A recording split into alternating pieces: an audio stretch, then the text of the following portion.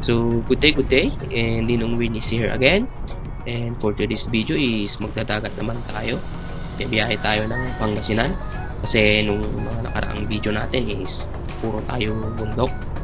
Pasok na rin ang summer. Kaya titingnan natin kung ano yung mga magandang pupuntahan dito sa Pangasinan. At alam naman natin na mayaman ang Pangasinan sa mga dagat, lalo na yung mga white sand beach. Pasensyahan nyo na rin kung ganito yung boses ko na nagbo-voice over, kasi hanggang ngayon is malamig pa rin ngayon dito sa Baguio, and yun, sinisipon-sipon tayo. So sa mga hindi nakakaalam, nagko-content ako and nagta-travel, then sinasamahan ko siya ng mga drone shot and FPV shot na may pagkakonting cinematic na intro. So ini-encourage ko rin kayo na pag pinanood nyo to is sa may widescreen, kasi sinasadya ko talaga na taasan yung resolution para sa mas magandang video. And mostly lahat ng nanonood sa video ko is bago and hindi pa naka-subscribe. So ini-encourage ko kayo na mag-subscribe kasi libre naman, and dahil din doon nakakatulong ka na gumawa pa ako ng mga video and mag-travel. And disclaimer lang sa mga nagtatanong, hindi po ako professional na video editor and drone pilot. So pa-comment na lang din sa baba kung ano pa yung mga dapat i-improve and gawin natin sa video para mas kumanda pa and mas mag-enjoy kayo sa panonood.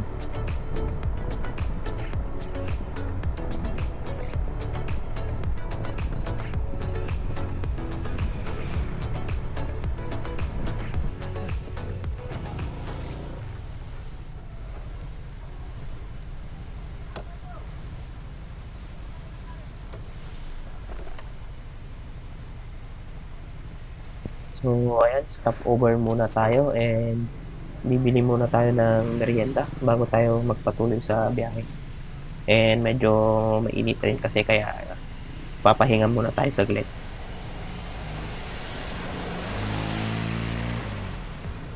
Bale, dito tayo sa Tundaligan Blue Beach, dito sa part ng Dagupan, and maglalakad-lakad muna tayo and titingnan natin yung lugar. So bale, may mga cottage dito na inuupahan, maganda rin yung beach nila, at may mga lifeguard din dito sa may paligid.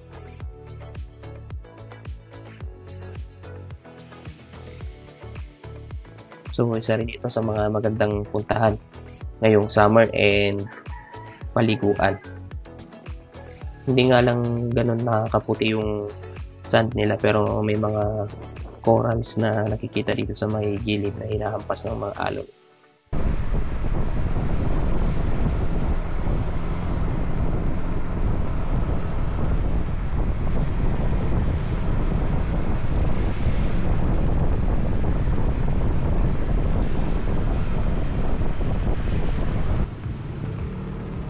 Yan, balik tayo sa daan and biyahe ulit tayo. Then nandito na lang din tayo sa Dagupan, dumaan na rin ako sa SM Dagupan and nag-inquire din sa may DJI kasi balak kong kumuha ng bagong drone.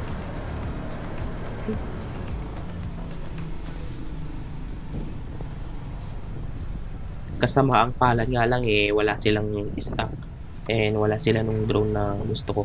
So naglibot-libot lang tayo, nagpalamig, and diretso na rin ulit tayo sa biyahe. So gusto ko rin mag-upgrade sana ng GPS drone, kasi nga yung ginagamit natin is nasa 2.7K resolution lang yung max niya, and wala rin siyang obstacle avoidance, and gusto ko medyo mas malaki and kaya niya kahit mahangin yung lugar, kasi medyo hirap din yung GPS drone na gamit natin, and yung FPV is hindi naman siya, and yung FPV is hindi naman applicable sa mga iba nating shot. So ang pupuntahan pala natin na main is yung Sual, Pangasinan, dito sa may Bagbag Beach, yung Masami Ray Cove.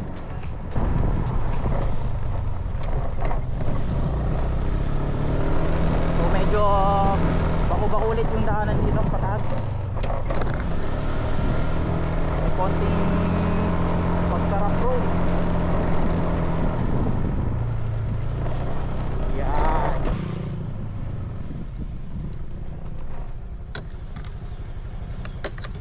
May pagka-rough road nga and one way yung daanan. And maalala ko, ito rin pala yung pinuntahan namin ni paring NB nung nakaraan dun sa may Little Batanes. Kaso nga lang hindi kami nakapunta kasi sarado pa dahil daw merong naaksidente. So hindi ko pa alam kung kailan ito bubuksan and mukhang ginagawan na ito ng daanan para mas safety ang umakyat dun sa may taas.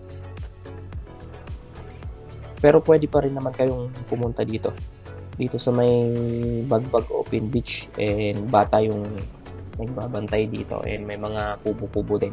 And isa rin sa mga sikat dito na pinupuntahan na resort is yung Montemayor Beach. So check nyo na lang kung gusto nyo pumunta and gusto nyo ring daanan tong lugar na to. So ito nga sa pagpapalipad natin ng drone nakita na natin tong Little Batanes na tinatawag ng Bagbag dito sa may Sual, Pangasinan.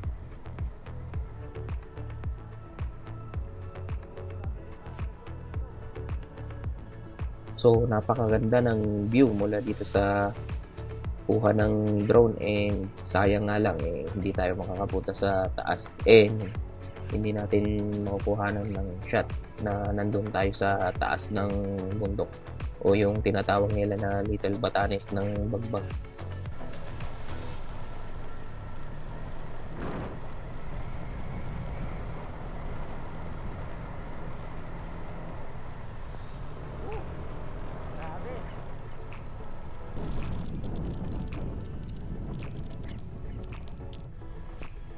Sa mahaba nating biyahe na puro kakahoy and pataas at pababa na bundok nakakita na tayo ng dagat, so sinyalis na to na malapit na tayo sa ating pupuntahan. And dito nga rin is matatanaw natin yung power plant ng Sual. Ito yung thermal power plant na susupply ng kuryente. And sa part din sa kabila is matatanaw natin yung Cabalichian Island na isa rin sa mga pinupuntahan and dinarayo dito sa Sual.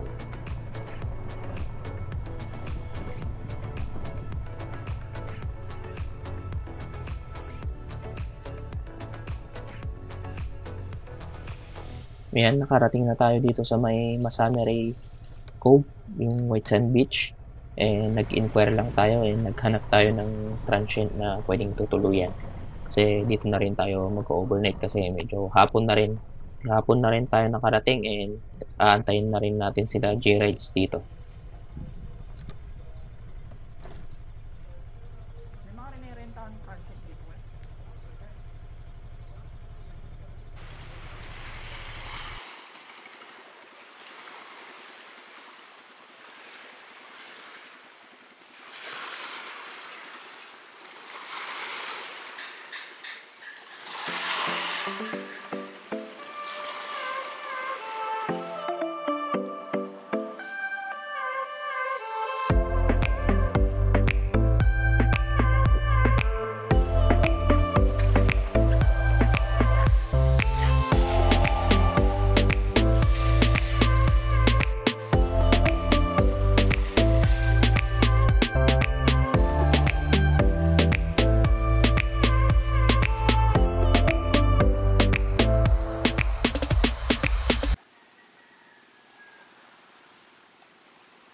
So ayan, nakahanap din tayo ng transient and umaga na.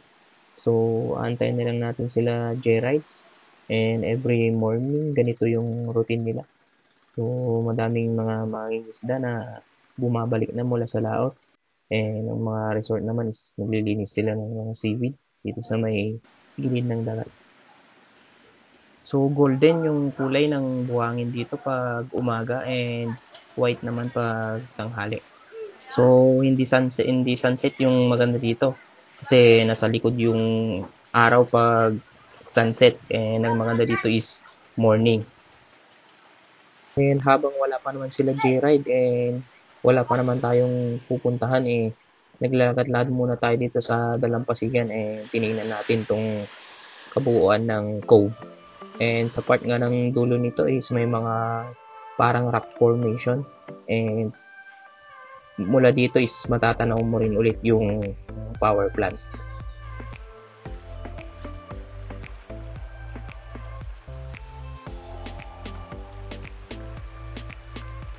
So madaming resort dito na makikita, may mga kubo-kubo and may bilihan din ng isda. So talagang dami ring dumadayo dito and nag-overnight. Mula rin dito is matatanaw natin yung Comas Island, na kung saan ito yung sinadya natin kung ba't tayo pumunta dito sa may Masamere Cove. Mamaya is aakyatin natin yan pagdating ng ating mga kasama.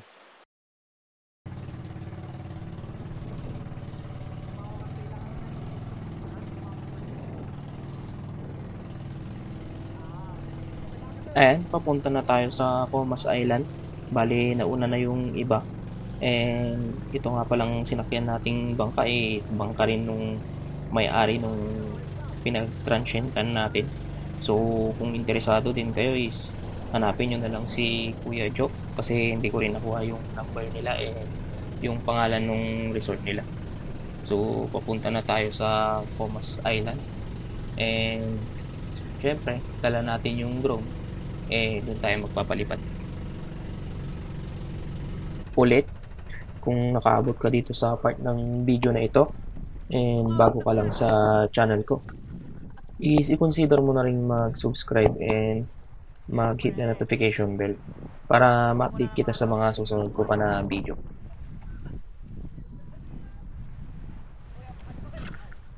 Okay guys, nandito na kami kasi wala kami doon. Yan, tignan yung mga kasama namin. Yan.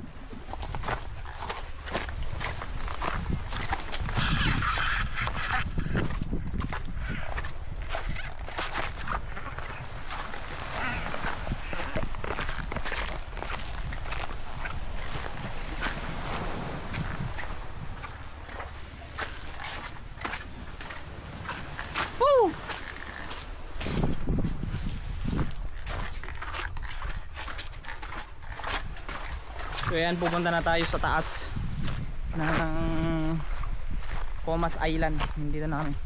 Pupunta tayo sa taas, tapos doon tayo magpapalipad ng drone.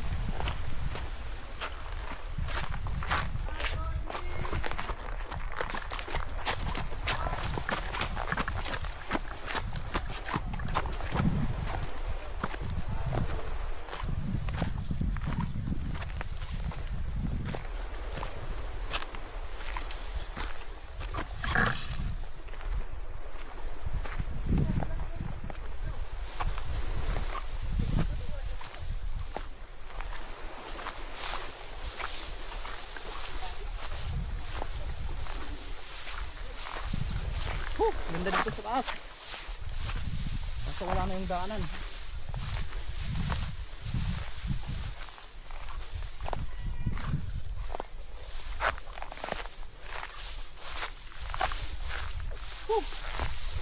Sarap.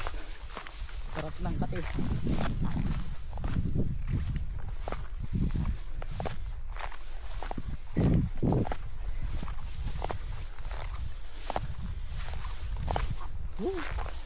Kakapagod.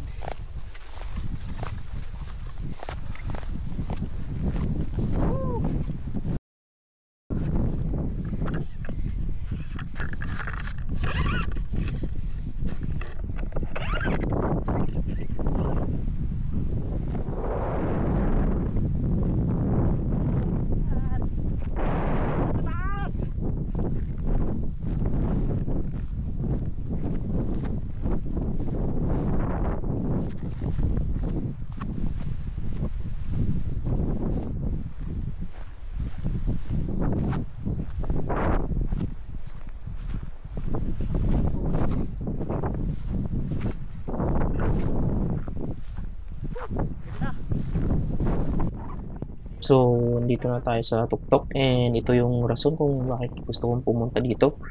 Mala Batanes din yung vibe niya. And doon kasi sa kabila rin is hindi pa open. So, ito yung option na maganda kapag nagawi kayo dito sa Bagbag and aksidente kayong napunta doon sa may Little Batanes. So, dumiretso na lang kayo dito sa may Comas Island and dito na lang kayo pumunta.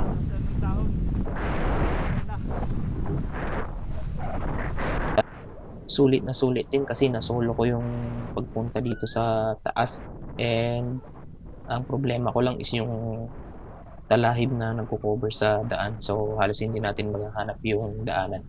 Pero nakarating naman tayo dito sa tuktok. And medyo mahangin din dito sa taas. So, sana kayanin ng ating drone.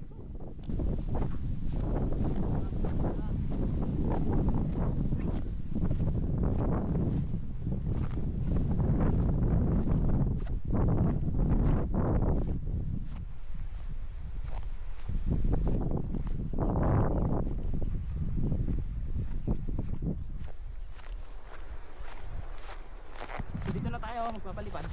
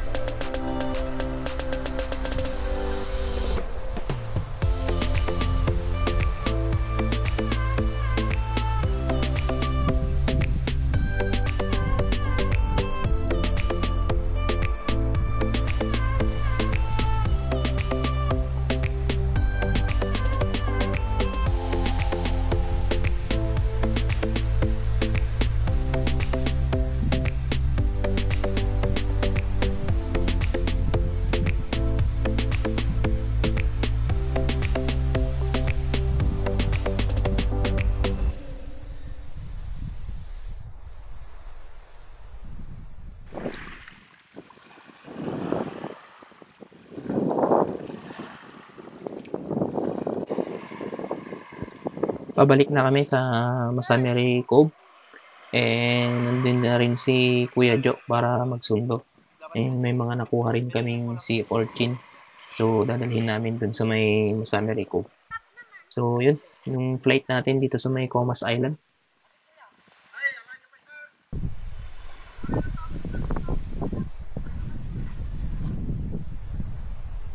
At i-share ko lang tong pilot view ng drone natin. So, halos mag 40 degrees din siya na lumilipad.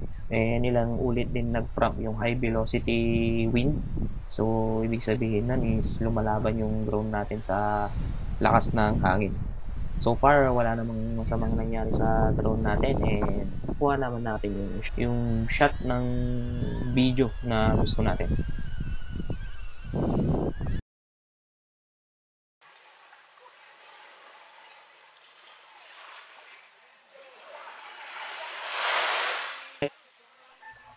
Siyempre, dahil overnight is hindi mawawala yung night swimming. So, yun, naligo na rin kami. And nagkagandahan ng ganito is yung tubig is sobrang lapit na sa kubo. And ito yung mas magandang oras ng pagligo dito. Kasi itong dagat nila dito is pag pumunta ka sa gitna is medyo mabato. And masakit sa paa. And syempre, hindi rin mawawala ang chibugan.